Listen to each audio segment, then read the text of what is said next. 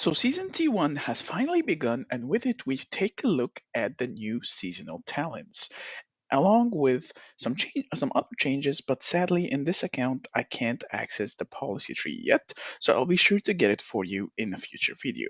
So for now, we're gonna be discussing the brand new seasonal talents, and let me just say. They are absolutely game changing and they're absolutely broken.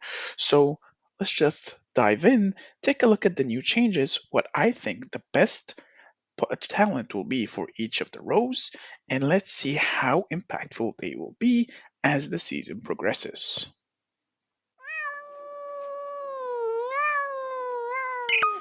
What is up, guys? MEOWER here, back with a brand new Call of Dragons video. So we're finally back into the land of the Maris for Season T1, and let me just say I've absolutely missed this map.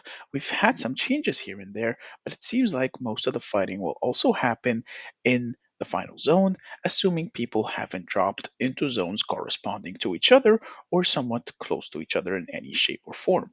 So that out of the way, I will have a video released for the full map review, so be sure to subscribe to not miss out on any of those videos, because I'll also be reviewing the new policies and the new commanders in separate videos over the next week or two. So be sure again to subscribe so you don't miss out. But I really wanted to make a video reviewing the new seasonal talents because I had just woke up before I got to work. I checked the new seasonal talents and I was like, oh my god, this is broken and it's absolutely game changing. Some of these talents are just disgusting. So I wanted to make a quick video showing them off and showcasing what I think the best talent will be for each of the rows, whether if it's for battlefield domination, ranged assault, engineering mastery, battle preparation, and the best starting talent from them will be, of course, the policy prestige gain increase, but more on that in the later stage of the video. Let me just, have an introduction for the new seasonal talents and how you can obtain them. There are four unique branches of seasonal talents. Each branch has four levels: basic, standard, advanced, and super. Each branch must be leveled up in order to begin in order, beginning with the basic talent and moving on to successive talents. You can only activate one talent at a level of each branch. So, meaning in Engineering Mastery, for example, you can only activate the Reinforced Turrets or the Building Frenzy. You can only activate one or the other. You can't have both. Different talents have different talent point costs. The basic one, which is the green, will have one cost. The blue one will have two costs. The purple one will have three. And of course, the orange will have four. So be sure to keep that in mind when you're planning ahead for your builds. Talent points can be obtained by completing seasonal talent quests, which are these. They're brand new, and I'm really interested to see how they fare out because the math right now, what I'm looking, you can't seem to get every single talent point unless some of these are repetitive or have a different progress to them. So I will be sure to keep an eye on this in the future, or at least ask my friends about it. But as it is right now, through this account's power level and current study hall and whatnot, I can only see these. So I'm pretty curious how you'll be able to unlock all four of them, or maybe you're not meant to. I don't know. We'll see. Talent points can be obtained by completing up to 21 talent points. So we can only obtain 21 talent points, unless I'm wrong. Hmm, I'll have to ask VIPCS about this, but if you can only obtain 21 talent points, then you will only be able to unlock a one full tree. Okay. Wait, no. Am I is my math wrong again? Let me check this. So 1 plus 2 plus 3 plus 4, that's 10. So you can have two full trees, I would say. You can only have two full trees and one extra, so you're gonna have to be very careful in your selections. So it seems like we're gonna have to rank the best trees for you to max out. Basic talents can be activated immediately. Higher level talents will be unlocked as Augerstone progresses.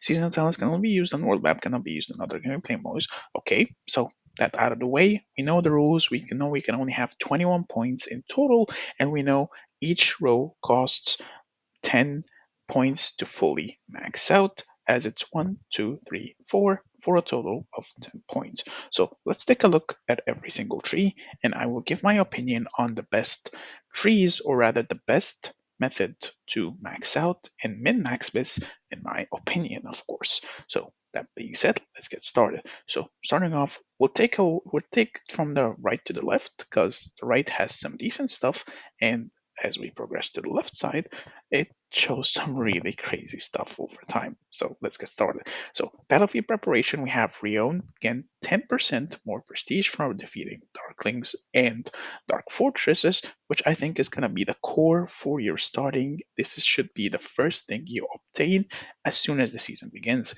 because 10% more prestige will accelerate your policies, thus accelerating every single thing you unlock throughout the season, because we already know prestige is already pretty difficult to obtain. So I think this will be the core talent that you unlock as soon as you start the season, before you start farming any Darklings. This is pretty useless. Harvester Legion gains 15% more resource from resource points.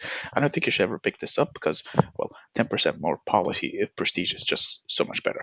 Next up, we have increased CP recovery speed by 10%, which is pretty nice.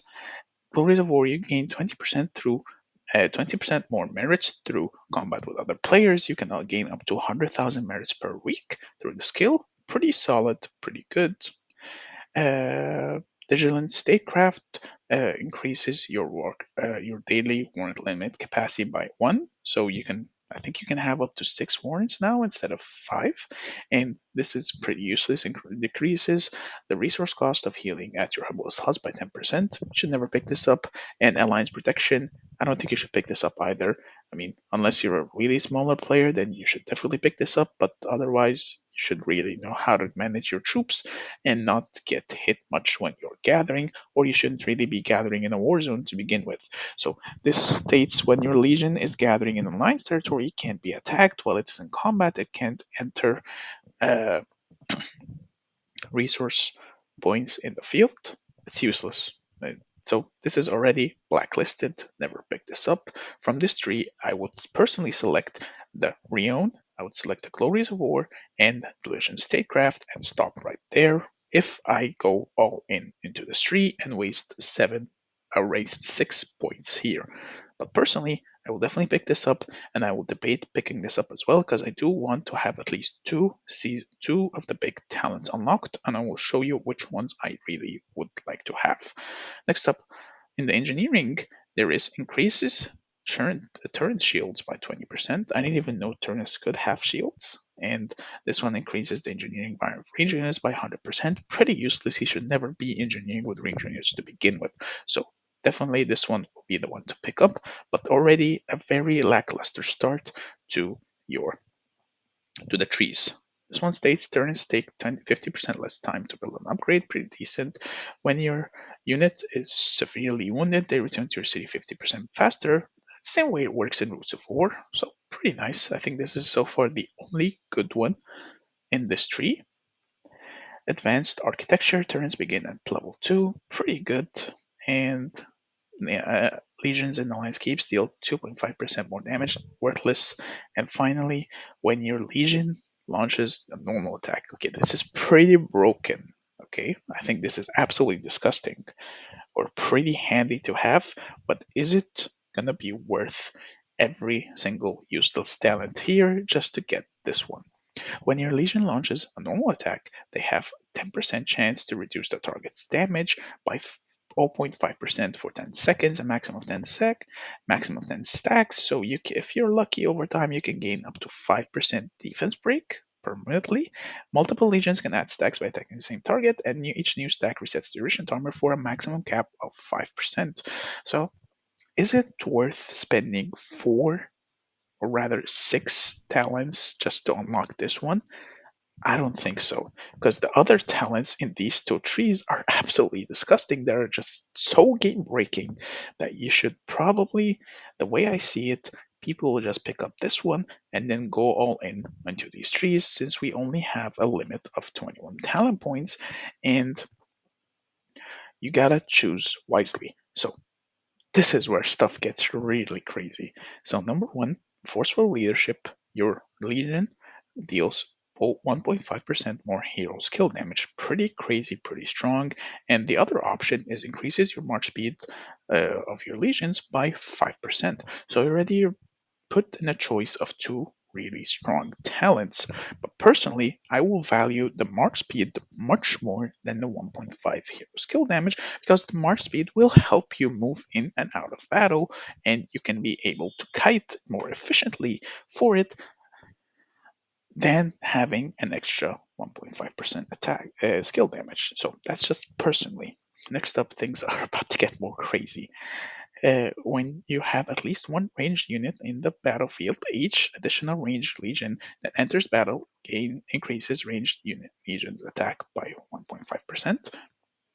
I think this is pretty strong versus your legion deals 3% more normal attack damage in the field. Personally, I would rather have the flat attack stat because this can impact skill damage directly versus normal attack damage that doesn't impact skill damage directly. So personally, I will be picking this one up because I do plan to run 4 ranged legions, so I'm benefiting them, all 4 of them, and benefiting their um, skill damage. And I think the way it stacks is that if I have 4 ranged legions in the field, then I will have a buff total of around 6%, unless I'm misunderstanding, but still, it's pretty strong, and I think this will be the go-to. So far, I'm looking at Gale Step, Heart as 1, and then here is things when things get pretty crazy. When your magic units gain 5 more rage points per second in the field, deal 10% more hero skill damage, versus your marksman units have an attack range equal to your magic units. So what is this? This is so disgusting. But do note that you lose out on 15% base physical attack and your artifact range is not impacted. But oh my god, archers with the same range as mages, then what's the downside of archers? But though do note that this kind of kills Hoskinara on the counterattack build, but this massively buffs a Nico Kanara build and a Syndrome Fragar build. So definitely do keep an eye out on those 2 marches, especially if you pick up this talent, because they're definitely gonna be game changing. Though, is it worth losing 15% base physical attack damage? The answer is always gonna be yes. We'll definitely have to change the talent trees a little bit to supplement that, but gaining equal range as mages is absolutely game changing for archers because the limiting factor of archers has always been the range. So bypassing that, it's gonna be archer meta again, baby. Let's go!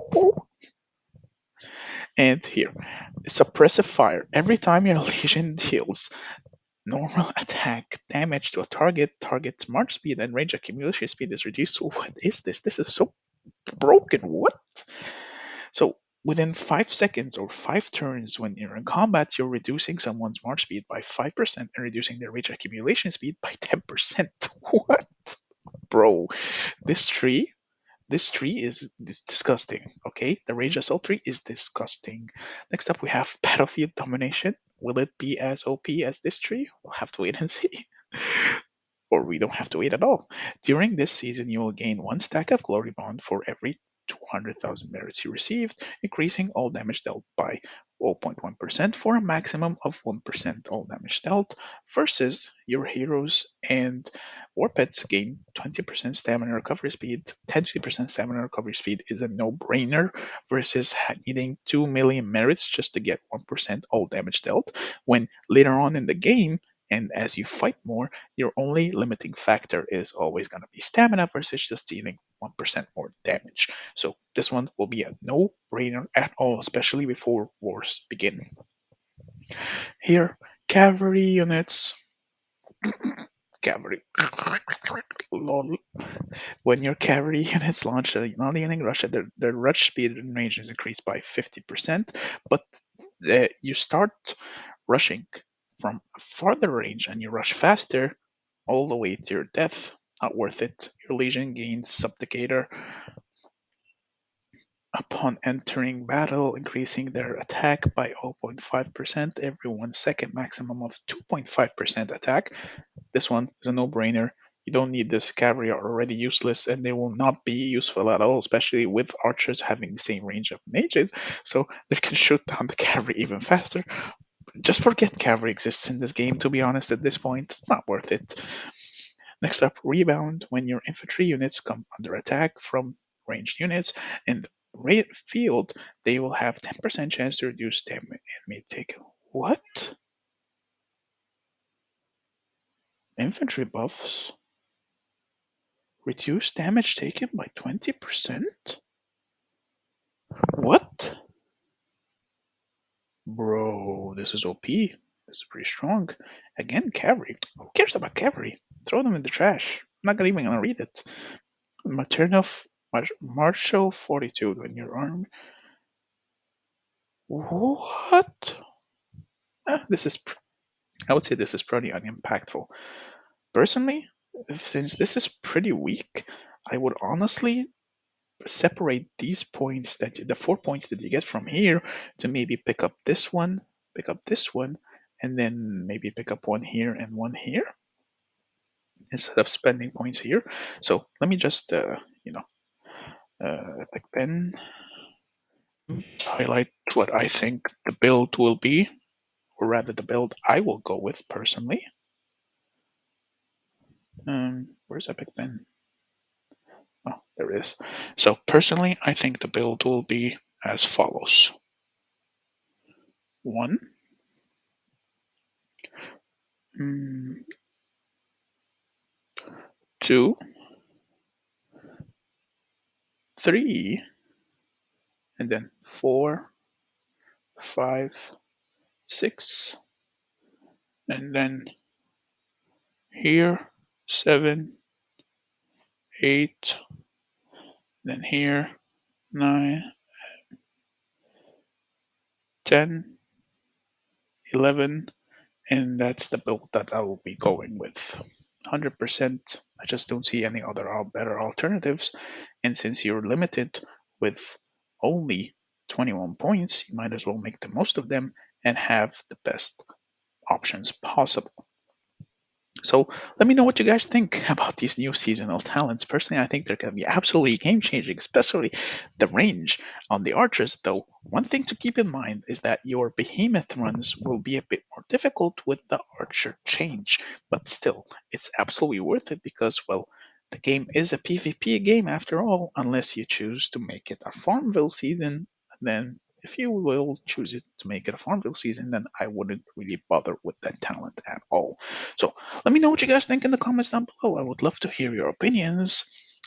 But on that note, I have to get ready for work. So thank you so much for watching. I hope you enjoyed this video. And if you did, please be sure to drop a like. Don't forget to subscribe because we'll be releasing more guides on the new policy tree and the new commanders, Bertrand or Tohar. But these talents are going to be the game changers of this season. So on that note, have a wonderful day and I will see you in the next video. Meow meow.